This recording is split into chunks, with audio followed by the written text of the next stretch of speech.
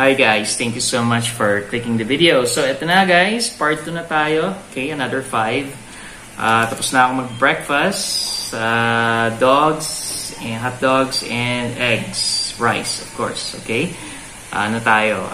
Breakfast of champions. Okay, parang brunch na nga eh. Hindi ko na alam eh. Si ulong kagabi kasama na rin. Alright, but anyway guys, ito yung another 5. Okay, so as I mentioned guys, napaka-importante ng information na to because of course this could be your ticket para sa call center. Okay, because once guys that you prove na talagang magaling kayo and very much trainable, that's the time guys na talagang i-consider nila na maybe you could be part of their international account.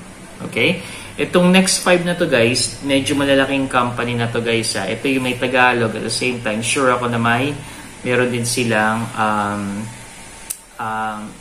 international account, mga English accounts. Okay, so yeah, now simulan na muna natin. No? I think ito yung gusto yung information. So number 1 guys is Teleperformance. Wow, in Makati.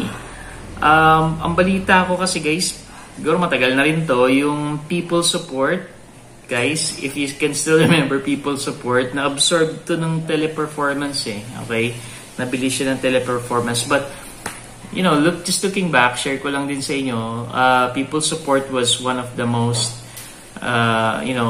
well-known call centers in Makati, dyan sa Ayala. Okay? I worked there for a couple of years sa hosting. Okay? Technical support sa hosting ng kilalang domain name registrar. Okay? So, shout out ko lang sa mga mga naging NS kakung. May group chat pa kami dyan before as I can remember, no?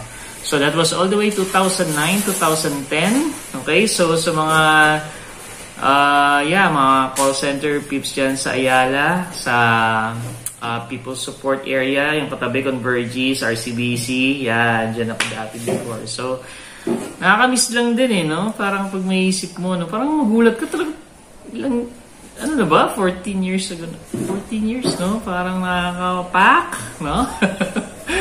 Anyway, that's it. Shinare ko lang guys. And then, meron din tayong Sterling Global Operations, okay? Ito naman yung sa Pasig area. Normally guys, mga fast food daw yung nila eh. Yung kanilang sinusupport. Okay, siguro yung mga local fast food natin, etc. etc. Okay. And then the third one is Infocom. Okay? Meron to sa Muñoz and Makati area. Okay, so Infocom. By the way guys, Sterling sa Pasig, I'm not sure if I mentioned that, so binalikan ko lang just to be sure. And then SSG is in Pasig as well. Wow, ang dami sa Pasig, no? Mga Tagalog call centers. SSG, Support Service Group Incorporated. Okay, yan yung meaning ng acronym niya. Okay. And in Conduent. Telco raw to na Tagalog. And ito naman ay sa Pasay area. Okay? So guys, those are really good information para sa inyo. Pag-aralan nyo. Kasi, ang dami na yan. That's 10 in all, diba? So, I'm pretty sure guys, na makukuha naman kayo dyan kasi Tagalog na nga yan eh. And I'm pretty sure guys na medyo mas mataas yan sa mga sa normal na sweldo. Okay? Yun nga lang, mga iba dyan, possibly panggabi or mga mid-shifters that like say mga alas 3 ng hapon, yan, magsisimula yung trabaho mo. Meron naman dyan mga alauna ng hapon, ganyan. Nung nag-support ako guys sa Tagalog call center sa Inspiro, kasi before Dish Network kami. Yeah, I was Dr. Dish Technical Support. Wow, yung parang highest tier nila that time, no? Nang umalis si Dish, here sa Iloilo, although number 1 kami. Uyabang na naman. Wala eh. Temporarily, pinasupport kami sa local account, chat support. And then yun, nagkaroon ng pandemic. So sabi ko, sige, dito na lang muna for the meantime. Tapos nun, we-work from home kami. Okay, ang ganda. I'll share you all about it. Maybe siguro, itakil natin yung work from home. Kasi may experience din ako dyan for like 7 months, guys, yata, during the pandemic, no? So, grab ko na yon kahit medyo maliit yung sweldo kasi at least may pambili-bili ka that time, no? That's 2020, right? 2020.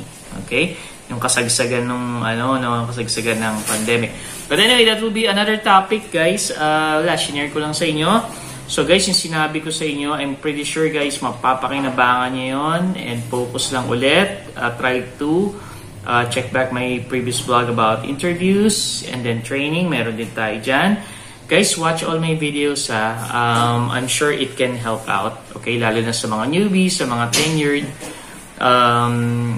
That's basically it. So, I'll see you again in my next vlog. Baka kukuha pa ako ng isa pang vlog for today. Anyway, thank you so much and see you next time. Bye for now.